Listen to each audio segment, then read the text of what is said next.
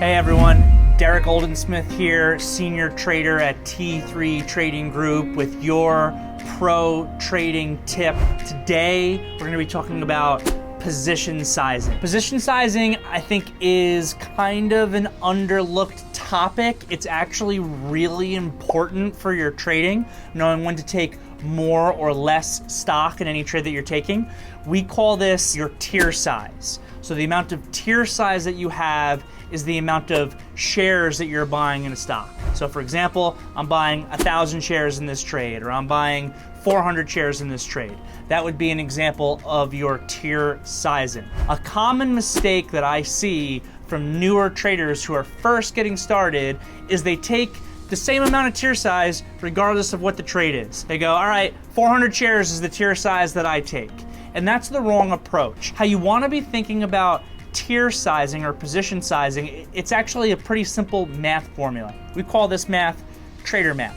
You want to kind of back into what your tier size is. What do I mean by that? First thing that you want to think about when you're placing a trade is what the appropriate stop loss price will be. The next thing you want to think about is how many dollars you want to risk on that trade.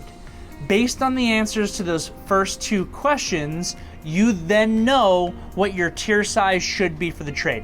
Let me give you some basic examples. Let's say I'm buying a breakout trade today at XYZ stock at $50, and my stop loss is going to be at $49.90. So I have 10 cents worth of what I call space risk. Space risk is the term that I use to differentiate the difference between your entry price and where your stop loss is going to be. Next question, how many dollars am I planning on risking on my trade? Let's say that I want to risk $100 on this trade. Well, if I'm going to be taking 10 cents worth of risk and I want to risk $100, what's the math on how many shares I need to take? 1,000 shares. 1,000 shares at 10 cents worth of risk is going to be $100 risk total on your trade. Well, what if I was buying $50 and the stop loss was going to be $49.80? Now I've got 20 cents worth of risk. If I want to risk that same $100, how many shares? 500 shares. What if it's a more expensive stock and I need to give it more space risk?